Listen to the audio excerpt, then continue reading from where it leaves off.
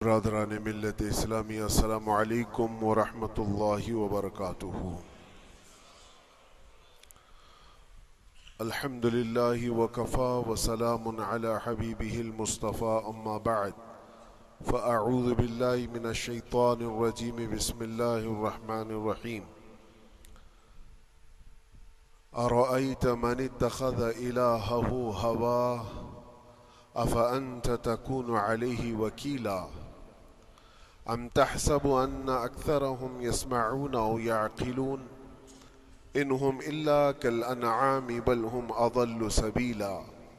صدق اللہ مولانا العظیم۔ بارگاہ رسالت معاب صلی اللہ علیہ وسلم میں درود پاک کا ہدیہ پیش کریں۔ اللہم صل علی سیدنا و مولانا محمد معدن الجود والکرم وآلہ واصحابہ الکرام وابنہ الکریم وبارک وسلم صلاة دائمتا سرمدا ابدا۔ رب ذوالجلال قرآن عظیم میں یوں ارشاد فرماتا ہے، اے رسول کیا آپ نے نہیں دیکھا ان لوگوں کو جنہوں نے اپنی خواہشات کو اپنا خدا بنا لیا ہے، اپنی خواہشات کو اپنا معبود بنا لیا ہے، جو وہ چاہتے ہیں اسی کے پیچھے بھاگتے ہیں، اس کی عبادت کرتے ہیں۔ اور اللہ تعالیٰ فرماتا ہے، اے نبی کیا آپ ایسوں کی سفارش کریں گے اور ایسوں کے آپ وکیل بنیں گے جو اپنے خواہشات کے پجاری ہیں؟ اور اللہ فرماتا ہے ان میں سے تو اکثر ایسے ہیں کہ انہیں عقل نہیں ہے، وہ جانوروں سے بھی بدتر ہیں، جو اپنے خواہشات کے پیچھے بھاگ رہے ہیں۔ شیخ اعظم سیدنا محی الدین ابن عربی رحمت اللہ تعالی علیہ، ان کی کئی چیزیں لوگوں میں ایسی بھی مشہور تھی کہ شیخ محی الدین ابن عربی ایسے ایسے الفاظ بول جاتے ہیں جو شریعت میں ہوتے نہیں ہیں۔ بہت سارے مسائل ان کے ہیں، لیکن ایک بار شیخ محی الدین ابن عربی بیٹھے ہوئے تھے، کرسی پر ہے، سامنے مریدین بھی ہیں، بہت سارے ملنے والے لوگ بھی آئے ہوئے ہیں۔ اسی اثنا میں انہوں نے ایک جملہ ایسا کہا، واقعی اگر آپ کے سامنے بھی ایسی بات آئے تو آپ بپھر جائیں۔ شیخ محی الدین ابن عربی کہتے ہیں، اے لوگوں جو تم سب یہاں میرے پاس بیٹھے ہو، تمہارا خدا میرے پاؤں کے نیچے ہوتا ہے، تمہارا خدا میرے قدموں کے نیچے ہوتا ہے۔ سب ظاہر سی بات ہے، جیسے ایسا جملہ سنا تو اٹھ کر کے لوگ بھاگنا شروع ہو گئے کہ آدمی کافر ہو گیا۔ شیخ اعظم ہیں یہ، حضرت محی الدین ابن عربی، جن کی بہت ساری کتابیں ہیں، تصوف میں آپ کا ایک بہت بڑا باب ہے۔ لوگ اٹھ کر کے ادھر سے ادھر چلنے لگ گئے کہ ایسے ایسے جملے بول رہے ہیں، یہ محی الدین ابن عربی کو ہو کیا گیا؟ خدا پیروں کے نیچے ہوگا؟ کفریہ جملہ ہے۔ سب تو چلے گئے، دو باقی رہ گئے جو مخصوص مریدین میں سے تھے۔ انہوں نے کہا کہ حضور جو جملے سنے ہم کو بھی کانوں پر یہ وزن لگ رہے ہیں، لیکن کیوں کہا آپ نے ایسا؟ اس کا کچھ معنی ہے؟ آپ جیسے عظیم المرتبت بزرگ سے ایسا جملہ کیسے ممکن ہے؟ انہوں نے فرمایا کہ ان سب کو بھی تو یہ پوچھنا چاہیے تھا میرے بولنے کا مطلب کیا ہے۔ فوراً بدگمانی کیا اور بھاگ گئے۔ تم دو باقی رہ گئے، میں بتاتا ہوں کہ میں نے یہ جملہ کیوں کہا تھا۔ تو کرسی پر بیٹھے تھے اور چٹائی نیچے بچھی ہوئی تھی یا قالین بچھی ہوئی تھی جس پر لوگ بیٹھے ہوئے تھے۔ آپ نے اپنے ان دو مریدین سے کہا یہ چٹائی اٹھاؤ۔ چٹائی اٹھائی تو دیکھا وہاں پر سونے کے چاندی کے سب سکے رکھے ہوئے تھے جو شیخ محی الدین ابن عربی کے پیروں کے نیچے تھے۔ کہا وہ جتنے آئے تھے وہ اسی کی عبادت کرتے تھے، اس لیے میں نے کہا کہ تمہارا خدا میرے پاؤں کے نیچے ہوتا ہے۔ وہ خواہشات کے پجاری ہیں، میں نے اللہ نہیں کہا۔ اللہ رب العزت وہ قادر مطلق ہے. میں نے کہا جس کی تم عبادت کرتے ہو، جس کو تم خدا بنائے رکھے ہو، وہ میرے پیروں کے نیچے ہوتا ہے. اور حقیقت ہے میرے عزیزوں، جنہوں نے خواہشات کے پیچھے بھاگنا شروع کیا، در حقیقت وہ اپنا خدا بنا چکے ہیں ان کو. کیا ایسا نہیں ہوتا ہے کہ جو بندہ ضدی طبیعت کا ہوتا ہے، چاہ لیتا ہے کہ یہ مجھے چاہیے تو چاہیے، یہ مجھے چاہیے تو چاہیے. یہ جو ضد ہے اپنی خواہش کو پوری کرنا، یہاں پر کہا گیا ہے کہ وہ اپنی خواہش کی عبادت کر رہا ہے، اس کے پیچھے بھاگ رہا ہے. اسی لیے اللہ کے نبی صلی اللہ تعالی علیہ وسلم کی ایک حدیث میں آپ کو سناؤں.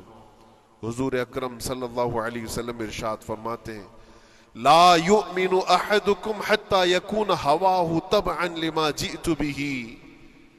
تم اس وقت تک پورے مومن نہیں ہو سکتے جب تک کہ اپنی خواہشات کو میری مرضی کے مطابق نہیں بنا دو گے. حضور کے قدموں میں لا کر اپنی ہر خواہش کو قربان کرنا ہو. یہ نہیں کہ میری چاہت تو ایسی ہے، میں خواہش ایسی رکھتا ہوں، لیکن شریعت ایسا کہتی ہے. یہ جب ٹکراؤ آیا تو سمجھ لو کہ تمہارے اندر ایمان آیا ہی نہیں ہے، تم مومن نہیں ہو. مومن وہ ہے جہاں دنیا کی ساری خواہشات وہ حضور کے قدموں پر قربان کر دیتا ہے، اس کی اپنی کوئی خواہش نہیں ہوتی.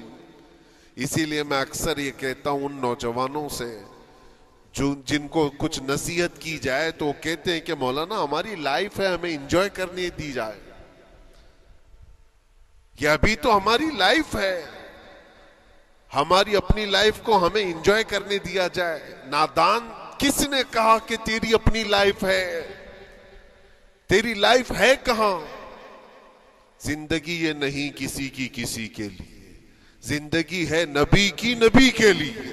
اور نہ سمجھ مرتے ہیں زندگی کے لیے. ارے جینا مرنا ہے سب کچھ نبی کے لیے. جو خواہشات کو لا کر کے حضور کے قدموں پر رکھ دیتا ہے تو پھر وہ کہتا ہے میرے عزیزوں، وہ پھر آ کر کے یہ کہتا ہے اپنی خواہشات، اپنی طبیعت جہاں سب مر جاتی آدمی کی، اس کی اپنی کچھ نہیں ہوتی، تب اس مومن کی زبان سے یہ نکلتا ہے یا رسول اللہ زمین و زمان تمہارے لیے، مکین و مکان تمہارے لیے، چنین و چنا تمہارے لیے، بنے تو جہاں تمہارے لیے، ہم آئے یہاں تمہارے لیے، اٹھے بھی وہاں حضور کے لیے. اس کا اپنا کچھ نہیں ہوتا. اپنی خواہش ہوگی تو میں کرتا رہے گا، اور جتنی خواہشات کے پیچھے بھاگتا رہے گا دنیا اس کا پیچھا کبھی نہیں چھوڑتی، اور نہ ہی دنیا اس کو کبھی سیراب ہونے دے گی، کبھی پیٹ بھرنے دے گی ہی نہیں. وہ بھوکا ہی رہے گا، وہ پیاسا ہی رہے گا جو دنیا کے پیچھے بھاگتا ہے. ایک مرتبہ سیدنا عبداللہ ابن مسعود رضی اللہ تعالیٰ عنہ غمگین بیٹھے ہوئے تھے. کسی بات کا غم ہوگا، نبی پاک صلی اللہ تعالیٰ علیہ وسلم کا گزر ہو رہا تھا. آپ نے دیکھا، حضرت عبداللہ ابن مسعود سے پوچھا کہ غم کیوں ہے؟ تو آپ خاموش رہے. تو اللہ کے نبی صلی اللہ علیہ وسلم نے ایک جملہ فرمایا جو آج ہم سب کے لیے سبق ہے میرے عزیزوں. فرماتے ہیں لا تکثر ہمک ما یقدر یکن. اپنے غم کو زیادہ مت بڑھا، جتنا لکھا ہے اتنا مل کے رہے گا. وما ترزق یأتک. جتنا اللہ نے رزق لکھا ہے وہ آ کر رہے گا، وہ تیرے پاس آ جائے گا. غم کب بڑھتے ہیں انسانوں کے؟ ہمارے اندر جو ٹینشن جس کو آپ کہہ رہے ہو، فرسٹریشن کہہ رہے ہو، یہ سب چیزیں انسان کی زندگی میں کب آتی ہیں؟ جب یہ اپنی لو اور اپنی خواہشات دنیا سے لگاتا ہے. خالق سے اگر لگاتا ہے تو پھر اس کے غم نہیں بڑھتے، بلکہ غموں کا مداوا ہے. اسی لیے بزرگوں نے فرمایا کہ اگر ٹینشن فری جینا چاہتے ہو تو انسانوں سے امیدیں کم کر لو، اللہ کی ذات سے یقین بڑھا لو، اس کی ذات سے یقین بڑھاؤ.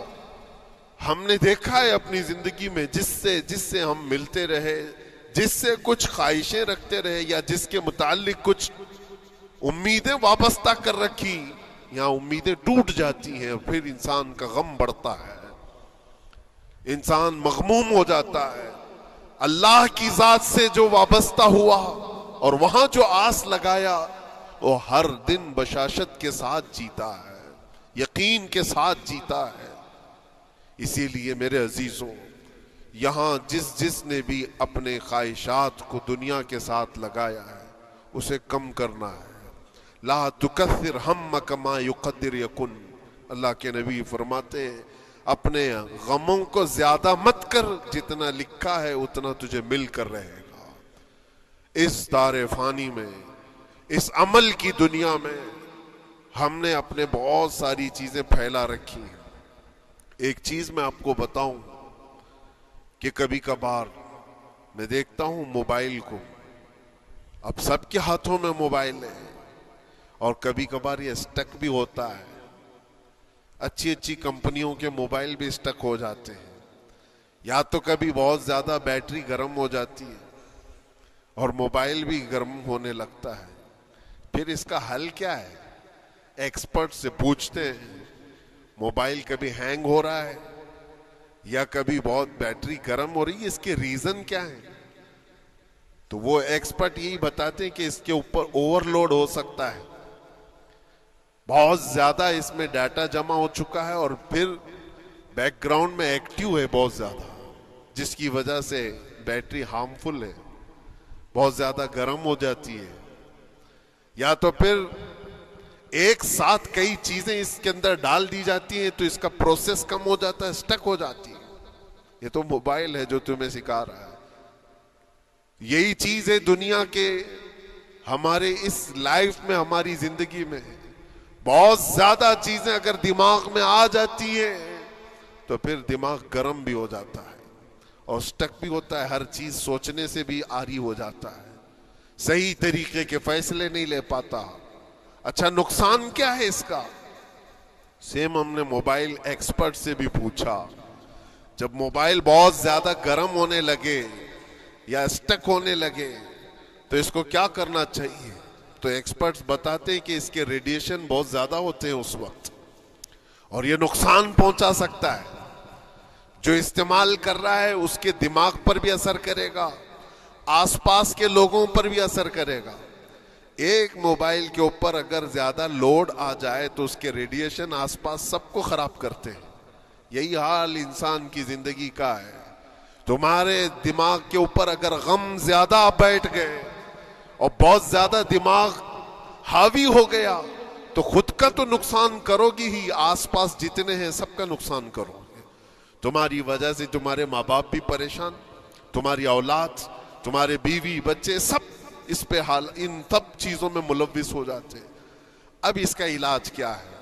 کہا گیا موبائل کو آف کر دو، ڈیٹا کم کر دو، اس کے اندر سے کچھ چیزیں ڈیلیٹ کر دو، پھر یہ اپنے نارمل حالت میں آ جائے گا۔ سیم آپ کے لیے بھی ہے، دماغ میں دنیا کے بہت سارے فطور بھرے ہو تو تھوڑی چیزیں ڈیلیٹ کر دو، تھوڑے دنوں کے لیے اپنی اس ایکٹیو لائف کو روک دو اور آ جاؤ اللہ کی بارگاہ میں اور آنکھ بند کر کے اس کی طرف لو لگاؤ، اس لیے کہ ہماری بیٹری جو چارج ہوگی وہ خالق کائنات سے ہی ہوگی، بنانے والا ہی بہتر جانتا ہے اس کی زندگی کس چیز سے چلتی ہے۔ اور اسی لیے کہا ہے، امام غزالی رحمۃ اللہ تعالی علیہ فرماتے ہیں جو بندہ اللہ کے ذکر سے کئی دن تک غافل ہوتا ہے تو مردہ لاش ہے جو چل رہا ہے، بازاروں میں جو چل پھر رہا ہے، ذکر الہی نہیں کرتا تو اس کی روح ختم ہونے کے قریب آئی ہے، یہ زندہ لاش ہے۔ یہاں زمانے ہو گئے، مہینوں بیت گئے، برسوں ہو جاتے ہیں، کتنے دن ایسے ہیں آپ نے اللہ کے ذکر کے لیے الگ سے وقت نکالا ہو؟ کہاں ہے وقت؟ نماز بھی ایسے پڑھ کر کے بھاگ جاتے ہیں جیسے لگتا ہے کہ کوئی چیز ہمارے اوپر سوار تھی، جلدی سے ہٹا دی اور بھاگ گیا۔ نہیں میرے عزیزوں، ہماری روح جب بیمار ہوتی ہے، ہماری روح کو جب بھوک لگتی ہے تو اللہ کے ذکر سے اس کا علاج بھی ہوتا ہے اور اس کو رزق بھی ملتا ہے، لیکن ہم رزق دیتے ہی نہیں۔ کبھی آپ نے دیکھا ہماری باڈی کو، صبح ناشتہ نہ کرو، دوپہر میں کھانا نہ کھاؤ تو شام تک ہمارا جسم ہچکولے لینے لگتا ہے، چکر آنے لگ جاتے ہیں۔ کیوں؟ جسم 2 وقت کے کھانے کو چھوڑنا برداشت نہیں کر پاتا، کمزوری آ جاتی ہے، جسم کو بھوک لگتی ہے، ہمیں کھانا دینا اسے ضروری ہے۔ اسی طرح اللہ نے ہماری جو روح بنایا ہے، روح کو بھی رزق کی ضرورت ہے۔ اور روح کا رزق کیا ہے؟ روح کا کھانا پینا کیا ہے؟ کاجو بادام میوے پستے کھا کر کے روح کو طاقتور نہیں بنا سکتے۔ فرمایا گیا روح کی غذا اللہ کا ذکر ہے، جب بندہ اللہ کا ذکر کرتا ہے تو اس کی روح کو طاقت ملتی ہے اور روح کمزور نہیں رہتی، طاقتور بن جاتی ہے۔ عزیزان گرامی وقار، پھر میں خلاصتاً یہ بات کہوں گا کہ ہم نے دنیا میں اتنی ساری چیزیں پھیلا لی ہیں، اتنے سارے، جس کی وجہ سے غموں کا بوجھ ہمارے دماغ پر طاری ہے، اور ایک وقت وہ آئے گا جب ساری چیزیں چھوڑ کر کے فوراً بھاگنا پڑے گا، نکلنا پڑے گا۔ کچھ لوگوں کے متعلق کہا گیا ہے کہ روح نکلنے کے وقت اس کو بہت تکلیف ہوتی ہے، سب کے لیے نہیں۔ کچھ ایسے لوگ ہیں جن کی روح نکلنے کے وقت درد زیادہ ہوتا ہے، تکلیف زیادہ ہوتی ہے مرنے کے وقت۔ پوچھا گیا کیوں؟ کہا کہ یہ روح جو ہے اس کی ساری بنائی ہوئی چیزوں میں اٹکی ہوئی ہے، اس کی اولاد میں بھی ہے، اس کے مال میں بھی لگی ہوئی ہے، اس کے گھر میں بھی لگی ہوئی ہے، اس کے جائیداد میں بھی لگی ہوئی ہے۔ روح جب نکل رہی ہوتی ہے ان سب چیزوں سے بھی نکل رہی ہے، جہاں جہاں اس کی خواہشات لگی ہوئی تھی سب جگہ سے کھینچا جا رہا ہے، تو درد بڑھتا چلا جاتا ہے، تکلیف بڑھتی چلی جاتی ہے، اور پھر وہ جب دیکھ رہا ہوتا ہے خالی ہاتھ جا رہا ہو، تکلیف زیادہ ہوتی۔ اسی لیے میرے عزیز و اللہ کے نبی صلی اللہ تعالی علیہ وسلم کا جب آخری وقت آیا، آپ کے وصال کا وقت آیا، حضور نے اپنی بیویوں کو بلایا، ازواج مطہرات کو بلایا اور پوچھا کہ کس کے پاس کتنا سونا ہے، کتنا زیور ہے۔ ازواج مطہرات نے کہا میرے پاس اتنا ہے، ان کے پاس اتنا ہے، سب نے اپنے چاندی سونے کے زیورات لا کر پیش کر دیا۔ حضور پاک صلی اللہ علیہ وسلم نے فرمایا اے میری بیویوں، اے میری ازواج، اگر تم چاہو تو یہ سب اللہ کی راہ میں خیرات کر دو، اللہ کی راہ میں اس کو وقف کر دو، خیرات کر دو۔ بیویوں نے پوچھا یا رسول اللہ صلی اللہ علیہ وسلم، کیا آج سے سونا چاندی پہننا حرام ہو گیا ہے؟ کیا ہمارے لیے ناجائز ہو گیا ہے؟ نبی پاک صلی اللہ علیہ وسلم نے فرمایا نہیں، زینت تو تمہارے ہی لیے ہے، سونا اور چاندی تمہارے لیے ہے، حرام نہیں ہے، ناجائز نہیں ہے، لیکن میں دیکھ رہا ہوں میری زندگی کا آخری وقت آ گیا، میں رب ذوالجلال کی بارگاہ میں جانے والا ہوں، میں یہ چاہتا ہوں کہ اس حال میں دنیا سے جاؤں کہ میرے گھر میں سونا چاندی کا کوئی ٹکڑا پڑا ہوا نہ ہو اور اللہ کی بارگاہ میں فقیر اٹھایا جاؤ۔ یہ نبی پاک صلی اللہ تعالی علیہ وسلم کی خواہش ہے کہ میں اللہ کی بارگاہ میں اس حال میں جاؤں کہ میرے گھر میں کوئی چیز رکھی ہوئی نہ ہو، سونا اور چاندی، مال و دولت۔ کیونکہ میرے عزیزوں اسی سے اندازہ کرو انسان اپنی خواہشات میں اتنا گھر جاتا ہے کہ اس سے نکلنا اس کے لیے مشکل ہوتا ہے، اور روح نکلنے کے وقت یہی تو تکلیف ہوتی ہے کہ کہاں کہاں کیا کیا بنایا تھا، کتنا جمع کیا تھا، حساب کرتے کرتے اس کی روح نکل جاتی ہے۔ ہم نے دیکھا ہے، میں اپنا ایک تجربہ بتاتا ہوں، عمرہ سے ہم واپس آ رہے تھے، 40 لوگوں کا قافلہ تھا، ایئرپورٹ پر پہنچے، بہت تاخیر ہو چکی تھی اور فلائٹ کا وقت بہت کم رہ گیا تھا، اور حاجی لوگ ماشاءاللہ جاتے ہیں تو خوب بھر بھر کر کے سامان بھی لیتے ہیں، کیا کیا سامان تھے سب کے پاس، اور ہمارا بار بار جانا آنا ہوتا ہے، میں کبھی کوئی زیادہ چیزیں رکھتا نہیں۔ ہم تو آگے نکلے، گروپ پورا تھا اور سارے لوگ سامان لے کر کھڑے تھے، وقت گزرتا گیا، فلائٹ جہاں چیک ان ہو رہا تھا سامان، انہوں نے کہا کہ 25 کلو سے زیادہ کا الاؤڈ نہیں ہے، اور یہاں 40 کلو لے کر بیٹھے ہوئے تھے، میرا تو تھوڑا سا لے لے، تیرا تو تھوڑا سا لے لے، ایک دوسرے کو پیش کر رہے ہیں۔ 3-4 لوگوں نے تو مجھے پکڑایا کہ آپ کے پاس سامان کم ہے مفتی صاحب، آپ تھوڑا سا ہمارا لے لو، جس کا لے سکتے تھے لے لیا۔ پھر اس کے بعد 1 گھنٹے سے کم ٹائم بچا تھا، انہوں نے کاؤنٹر کلوز کر دیا. میں نے دیکھا 20 سے 25 حاجی ایسے ہیں جن کا سامان بکھرا ہوا ہے اور کیا لے جا سکتے ہیں ہاتھ میں, وہ بھی 7 کلو 8 کلو اتنا ہی تھا. ان کی خواہشات میں دیکھ رہا تھا. کوئی مسلح اٹھاتا ہے, کوئی کھجور اٹھاتا ہے, کوئی کہتا ہے نہیں میرے بچوں کے لیے کھلونے لیا تھا اس کو لے لیتا ہوں. وہ لے لو تو مسلح چھوڑنا پڑتا ہے, یہ لے لو تو کھجور چھوڑنا پڑ جاتا ہے. کسی نہ کسی طرح سے وہ لوگ آخری وقت 2-4 چیزیں لے کر کے نکل رہے تھے اور بکھرا ہوا پورا سامان ایئرپورٹ پر ایسی موجود تھا.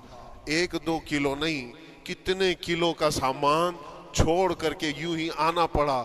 یا تو پھر فلائٹ کے سفر پہ جاؤ یا سامان میں لگے رہو, 2 ہی آپشن تھے. اور کون وہ چھوٹے سامان کے لیے اپنا سفر ملتوی کرتا. واپس آئے, حسرت بھری نگاہوں سے دیکھتے رہے اپنے سامان کو. اور پھر اندر آ کر جب بیٹھے میرے ذہن میں یہ بات گونجنے لگی, یہی حالت ہوتی ہوگی جب انسان دنیا سے جا رہا ہوتا ہے, جب یہاں سے رخصتی کا وقت آتا ہے اور ملک الموت سر پر آ کر کھڑا ہو جاتا ہے. روح نکلنے کے لیے بھی تھوڑا سا وقت باقی ہے, بس منٹوں میں بھی نہیں رہ گیا. جب اس کو نظر آتا ہے, اب یہ سوچتا ہے اتنی نمازیں باقی رہ گئی, اتنی زکوٰۃ بھی رہ گئی, حج بھی تھا, اور بھی کچھ چیزیں کسی کے دینے کے باقی تھے, قرضے بھی تھے. کس چیز کی نصیحت کروں, کس چیز کی وصیت کروں؟ فلاں جگہ ایک گھر خرید کر کے اس کے ڈاکیومنٹ تو وہاں رکھا تھا, بیٹے کو بھی نہیں بتایا, بیٹی کو بھی نہیں بتایا, پتہ نہیں کس کے ہاتھ لگ جائے گا. یہ خواہشات گھومتی رہتی ہیں, وہ کسی کو بتا بھی نہیں پاتا. ادھر ملک الموت روح نکال کر نکل پڑتے. یہ انسان کی شارٹ لائف ہے, مختصر سی زندگی ہے جہاں یہ خواہشات دھری کی دھری رہ جاتی ہیں. اسی لیے شیخ سعدی نے بہت اچھی بات فرمائی.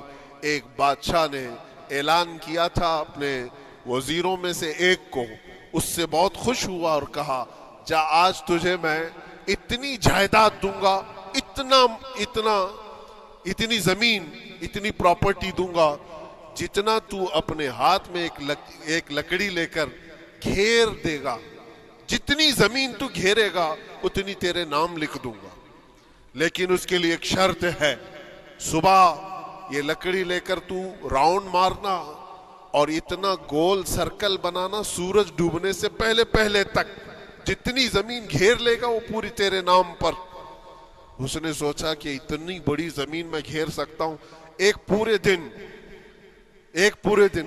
میاں ممبئی والے اچھی طرح جانتے ہیں 4x4 کی جگہ مل جائے تو یہاں کتنی بڑی غنیمت ہوتی. اور اس بندے کو بادشاہ نے کہا لکڑی ہاتھ میں لے لے اور لکیر کھینچ, شام ہونے سے پہلے جتنا کرے گا پورا تیرے نام پر. وہ نکلا اور جب لکیر کھینچتے کھینچتے جب چلنے لگا, پیچھے مڑ کے دیکھتا تھا بہت لمبی ہو گئی ہے, اتنی زمین میرے نام پر ہونے والی ہے. دوپہر ہو گئی, وہ واپس آنا نہیں چاہ رہا ہے. واپس آ کر کے سرکل پہ ختم تو کرنا ہے جہاں سے شروع کیا تھا. سوچتا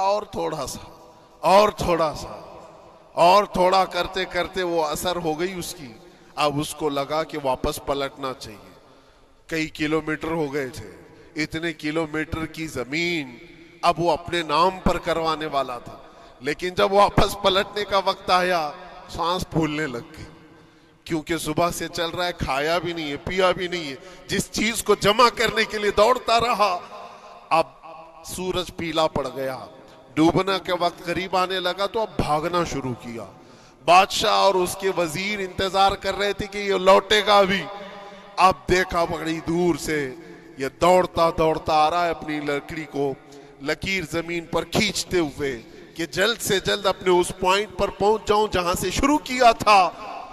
سانس پھولنے لگ گئی, دوڑتے ہانپنے لگ گیا.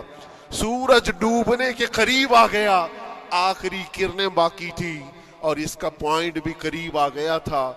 دوڑتے کسی طرح سورج غروب ہونے سے پہلے پہنچ گیا وہاں پر, لیکن کثرت سے بھاگنے کی وجہ سے ٹھوکر کھا کر کے گر گیا اور اپنے اس پوائنٹ پر لکڑی لا کر کے جمع کر دیا. بہت بڑا سرکل, بہت بڑی لکیر کھینچا تھا, لیکن ایسا گرا کہ دوبارہ اٹھ نہیں سکا. جب سپاہی اٹھانے کو آئے تو اس کی موت ہو چکی تھی. اس کی روح نکل چکی تھی، اتنا دوڑا تھا اس کی روح نکل گئی۔ بادشاہ نے کہا اس نے صبح سے لے کر شام تک اپنے نام جائیداد کرنے کے لیے اتنی دوڑ لگائی، بہت لمبی لکیر کھینچا، اتنی بڑی پراپرٹیز کے نام پر ہوتی، لیکن عقل مند دانشور تھا بادشاہ۔ اس نے کہا جہاں یہ گرا ہے وہیں اس کو دفن کرو، اور اس کے بعد اس کی قبر پر لکھا گیا تھا کہ اس کو ضرورت اتنے 2 گز زمین کی تھی، دوڑتا کتنا لمبا رہا، صبح سے شام تک اتنی لمبی لکیر کھینچ لیا، لیکن سونے کے لیے اس کو جو جگہ چاہیے تھی وہ بس اتنی ہی سی تھی، وہ 6 فٹ کی جگہ۔ عزیزان گرامی، یہ ایک زندگی کے کسی کا حادثہ ہو سکتا ہے، لیکن میں نے دیکھا ہے کہ تقریباً سب کی لائف میں یہی ہے۔ ہم اپنی خواہشات کے پیچھے اتنی تیز دوڑتے رہتے ہیں، لیکن جس چیز کی ہمیں ضرورت ہے اس کی طرف ایک بار بھی نظر نہیں کرتے۔ کون سی چیز ہے جس کی ہمیں ضرورت ہے؟ وہ ہمیشہ کی زندگی آخرت کے لیے جو چیز چاہیے وہ اللہ کا ذکر ہے، وہ رب ذوالجلال کی ذات پر یقین اور توکل ہے۔ آج اللہ نے صحت و سلامتی کے ساتھ زندگی دی ہے تو وقت نکالو اور بارگاہ رب العزت میں آ جاؤ۔ میرے عزیزوں، آخری بات عرض کرتا ہوں، خواہشات جہاں ختم ہونی چاہیے وہ کیسی ہے؟ وہ کیسے ہے؟ اللہ کے نبی صلی اللہ تعالی علیہ وسلم مجلس میں بیٹھے، ایک صحابی کا مسئلہ تھا۔ ایک صحابی کا مسئلہ ایسا تھا کہ وہ صبح جلدی دوڑ کر کے چلے جاتے تھے۔ صحابہ نے ان کی شکایت کی کہ یہ فجر میں اتنی جلدی چلے جاتے ہیں کہ کسی سے ملتے ہی نہیں۔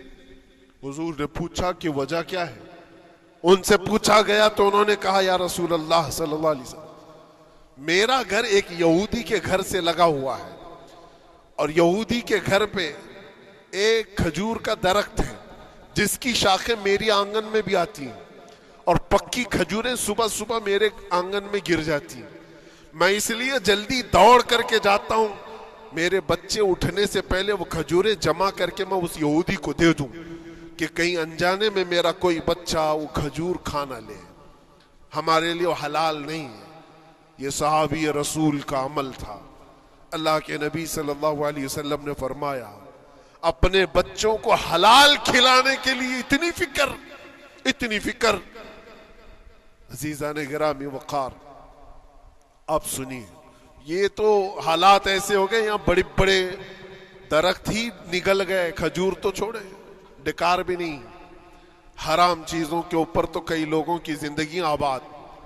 خیر، حضور پاک صلی اللہ علیہ وسلم نے ان کا مسئلہ دیکھ کر کے، ان کی تکلیف کو دیکھ کر کے اپنے صحابہ میں اعلان کیا، کوئی ہے جو اس یہودی کا درخت خرید کر کے میرے اس صحابی کو دے دے، میں اسے جنت میں پورا باغیچہ عطا کروں، جنت میں پورا باغ اسے عطا کروں۔ صحابہ، ظاہر سی بات ہے، ایک بار حضور نے فرمایا تو پھر اس کو حاصل کرنے کے لیے ایسی دوڑ لگتی تھی، سب گئے، میں حاصل کر لوں، میں حاصل کر لوں۔ اب اس یہودی کو منانا تھا کہ تو ایک درخت جو ہے اپنے پڑوسی کو بیچ دے، آنگن میں اس کے ہے، بیچ دے۔ اب اس کو لگا کہ ان لوگوں کی ضرورت ہے، مجبوری ہے، تو وہ بھی اکڑ کر بیٹھا کہ مجھے بیچنا نہیں، مجھے دینا نہیں۔ اب سنیے میرے عزیزوں، مدینے میں ایک صحابی ہیں ابو دحداح، اللہ اکبر، کبھی میں پڑھتا ہوں تو حیرت ہوتی ہے۔ ابو دحداح مدینے کے اس صحابی کا نام ہے جن کا باغیچہ پورے مدینے میں سب سے مشہور ہے، ان کی کھجوریں سب سے مہنگی کھجوریں، اوالی مدینہ آج بھی مشہور ہے، جہاں کی اجوا کھجوریں بہت پسند کی جاتی ہیں۔ ابو دحداح کا باغیچہ بنا ہوا تھا، بڑا خوبصورت تھا، لوگ مثال دیتے تھے، تعریفیں کیا کرتے تھے، ابو دحداح کا باغیچہ مدینے میں سب سے قیمتی باغیچہ ہے۔ ابو دحداح حضور کی بارگاہ میں آتے ہیں، کہتے ہیں یا رسول اللہ صلی اللہ علیہ وسلم، اگر میں اس ایک درخت کو خرید کر کے وقف کر دوں تو کیا میرے آقا مجھے بھی ملے گا جنت میں؟ اللہ کے نبی نے فرمایا جو میں نے وعدہ کیا ہے وہ تجھے بھی عطا کیا جائے گا۔ ابو دحداح کہتے ہیں اس یہودی کے پاس سیدھے آتے، کہا کہ تو ایک درخت بیچ دے گا، بدلے میں تجھے بہت اچھی قیمت دیتا ہوں۔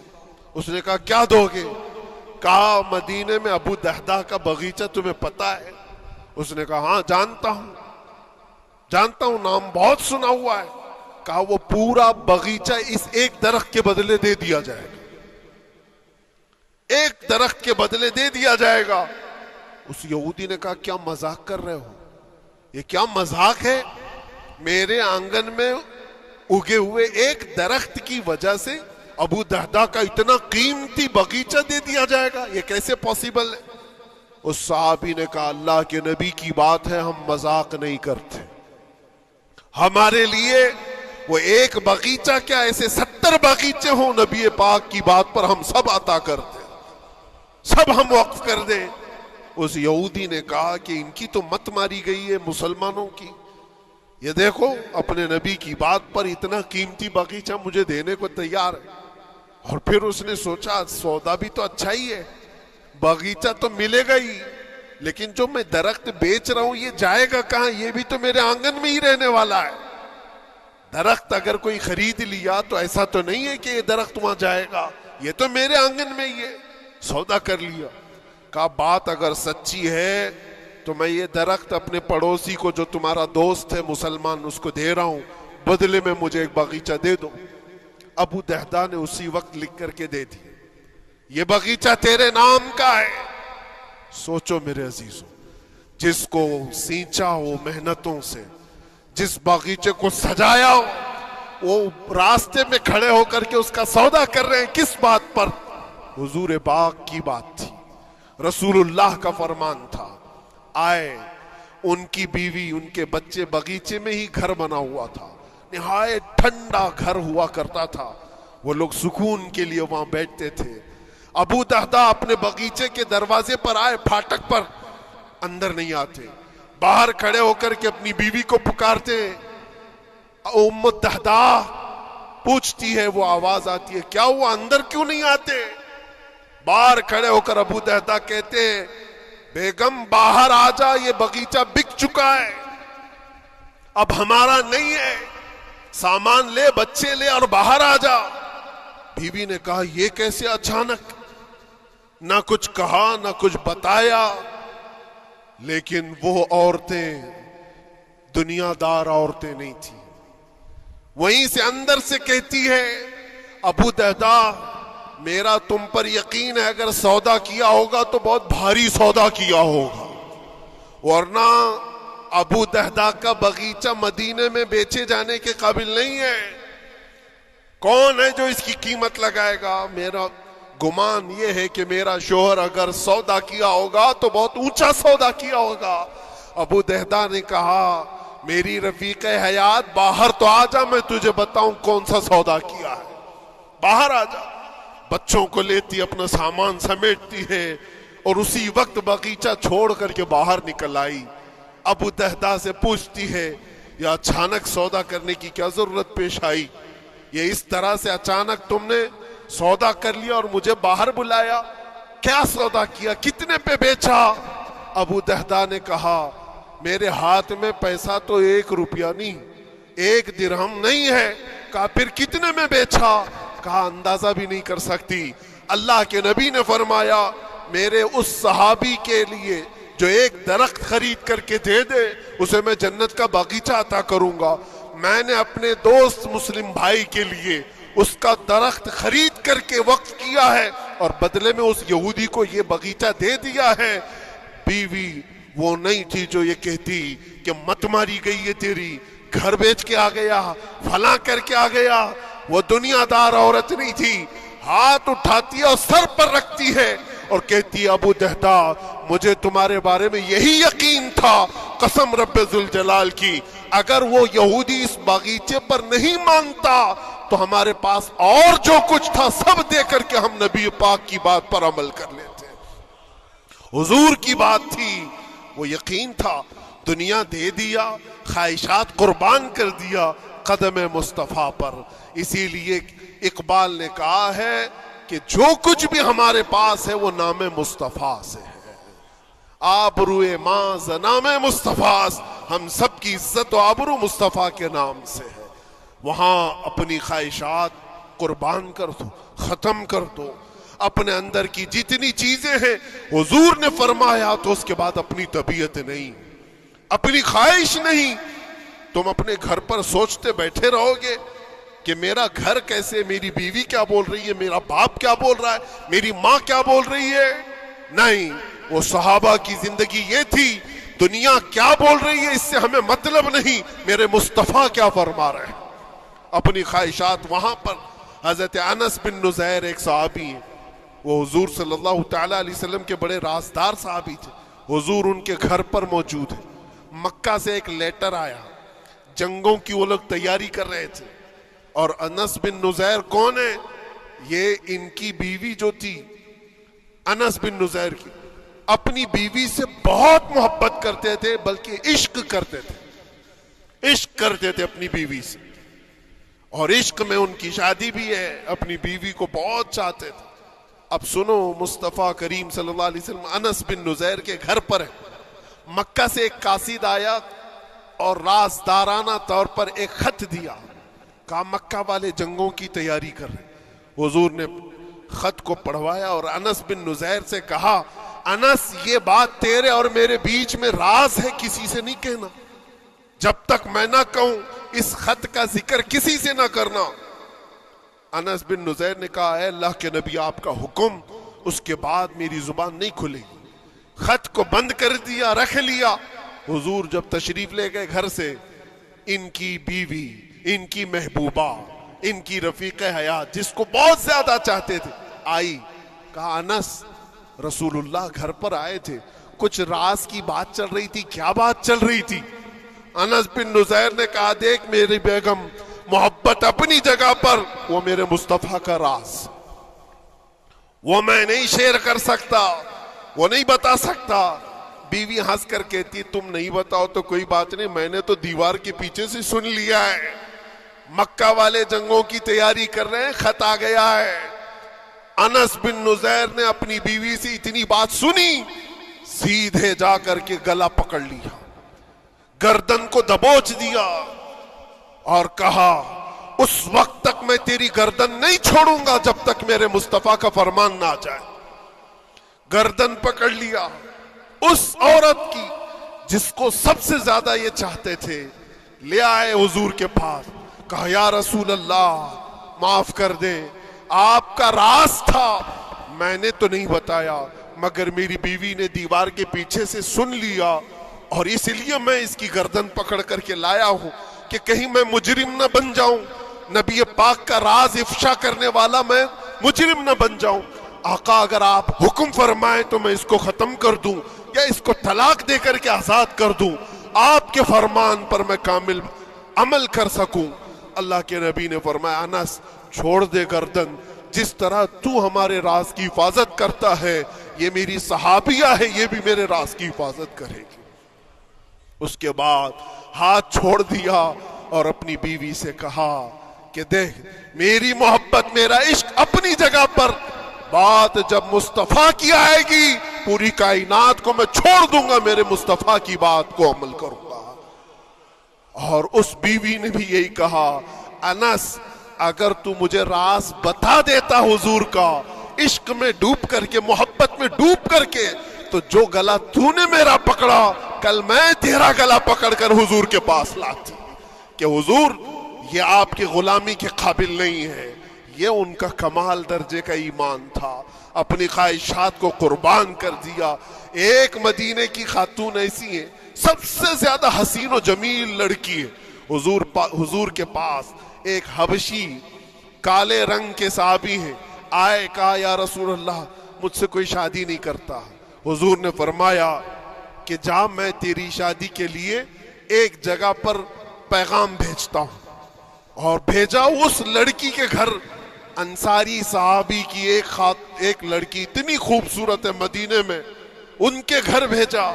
یہ تو حبشی قسم کے تھے، یہ ایک پیغام لے کر کے جب آئے، ماں باپ باہر بیٹھے ہوئے، لڑکی اندر ہے، ماں باپ نے دیکھا، کیوں آئے ہو؟ کہا میں پیغام لے کر آیا ہوں۔ کس چیز کا؟ آپ کی بیٹی سے نکاح کا۔ کس نے بھیجا؟ کہا اللہ کے رسول نے۔ ماں اور باپ ہیں، شکل و صورت دیکھی اور ان کی حسینہ بیٹی کہا ٹھیک ہے تم جاؤ واپس، ہم حضور سے بات کر لیں گے۔ اتنا ہی کہا، ٹال دیا ہوگا۔ وہ صحابی جو آئے تھے کالے رنگ کے، انہوں نے کہا یہ تو روز کی بات تھی، ہر جگہ ریجیکٹ ہوتا ہی تھا، میرے لیے تعجب کی بات نہیں تھی، میں تو واپس آیا حضور کے پاس۔ ہوا گھر میں کیا، اندر جوان لڑکی جو گھر میں موجود تھی بھر آئی، کہا ماں باپ سے پوچھتی ہے کہ اماں کون آیا تھا؟ کہا ایک نوجوان نکاح کا پیغام لے کر کے۔ اس خاتون نے کہا، لڑکی نے کہا آپ نے کیا کہا؟ کہا ہم بعد میں بات کر لیں گے۔ کہا آپ کو اندازہ نہیں آپ نے کتنی بڑی خطا کی ہے، اللہ کے نبی کا فرمان آیا تھا اور آپ نے ٹال دیا، میں تیار ہوں اس کے ساتھ نکاح کرنے کے لیے، نبی پاک کا حکم ہے۔ ماں باپ نے کہا بیٹا تو نے دیکھا ہے، بیٹا تو نے دیکھا جو پیغام لے کر کے آیا تھا وہ تیری میچنگ کا ہے یا نہیں، تو نے دیکھا؟ اس نوجوان نے کہا، اس لڑکی نے کہا میں نے پیغام لے کر آنے والے کو تو نہیں دیکھا، آمینہ کے لال کو تو دیکھا ہے، جس نے پیغام بھیجا ہے اس کو دیکھا ہے، اس کے حکم کے بعد پھر کسی کو دیکھنا بنتا ہی نہیں ہے۔ وہ دونوں ماں باپ دوڑتے ہوئے حضور کے پاس آئے، اور وہ صحابی ابھی بتا ہی رہے تھے کہ میں ریجیکٹ ہو کر کے آیا ہوں، تبھی ماں باپ بھی دوڑ کر کے آئے، کہا یا رسول اللہ خطا ہو گئی، ہم نے تاخیر کی، آپ کے حکم میں اے اللہ کے نبی ہم راضی ہیں، اپنی بیٹی کا نکاح انہی کے ساتھ کریں گے جن کا پیغام آپ نے بھیجا ہے۔ کیا اپنی خواہشات کو حضور کے قدموں میں لا کر قربان نہیں کیا؟ لیکن نکاح ہوا بھی۔ وہ نوجوان عبداللہ اسود نکاح کا ہے، حضور نے نکاح کروا دیا مسجد نبوی، اور حضرت عثمان سے کہا کہ ان کو کچھ پیسہ دے دو، مال دے دو، شادی کا سامان تو خرید لے، جہیز لے لے، اپنا گھر سجا لے۔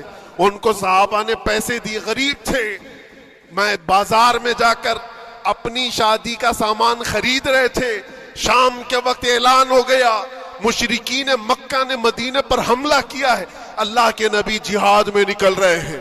یہ عبداللہ اسود جن کا نکاح مسجد میں ہوا اور رات کو سہاگ رات آج تھی، آج اپنے گھر دلہن لانے والے تھے، جو گھر سجانے کے لیے سامان خریدنا تھا جا کر کے گھوڑا خرید رہے، تلوار خرید رہے، اور اس کے بعد جنگ میں استعمال ہونے والا سامان خرید رہے ہیں، سب پیسے خرچہ کر دیے جنگ کے استعمال کے، زیرہ خرید لی، وہ ٹوپی خرید لی لوہے کی، سب خرید کر کے سیدھے میدان جنگ میں آ گئے۔ صحابہ بھی پہچان نہیں رہے تھے، صحابہ بھی نہیں پہچان رہے تھے، وہ غریب صحابی کبھی گھوڑے پر نہیں بیٹھے، لیکن شادی کا پورا پیسہ یہ جنگ کے سامان میں لگا دیا۔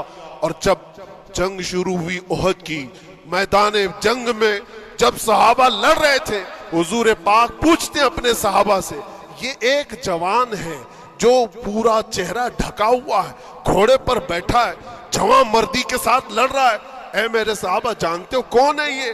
صحابہ غور سے دیکھتے اور کہتے یا رسول اللہ یہ مدینے کا نہیں لگتا، ہمارے آپس کا نہیں ہے، کہیں باہر سے آیا ہے۔ حضور نے فرمایا جا کے غور سے دیکھو، اس کی کالی کالی کونیوں سے میں پہچان رہا ہوں، وہ میرا عبداللہ اسود ہے، آج میں نے اس کو شادی کے لیے پیسے دیے تھے، وہ سارے پیسوں سے یہ جنگ کا سامان خرید کر کے لایا ہے۔ شام ہونے سے پہلے خبر آئی عبداللہ اسود کو ظالموں نے شہید کر دیا تھا، قتل کر دیا تھا، اور وہ مٹی میں گرے ہوئے تھے۔ حضور خود چل کر کے آئے، عبداللہ اسود کے پاس آ کر کے بیٹھتے ہیں اور سر اٹھا کر کے اپنی گود میں رکھتے ہیں، چہرے سے دھول کو صاف کرتے ہیں، اور پھر فرماتے ہیں اللہ کے کچھ بندے ایسے ہیں جو اللہ سے کیا ہوا وعدہ پورا کر کے دکھاتے ہیں، ساری دنیا ایک طرف، فرمان مصطفیٰ ایک طرف۔ میرے عزیزوں، یہ خواہشات کی قربانیاں ہیں، جب جا کر کے ایمان تکمیل پاتا ہے۔ بس اخیر میں اتنا کہوں گا، ہمارا ایمان صرف اتنا ہونا ہے، انہیں جانا انہیں مانا، نہ رکھا غیر سے کام، للہ الحمد میں دنیا سے مسلمان گیا۔ اٹھو قوت عشق سے ہر پست کو بالا کر دو،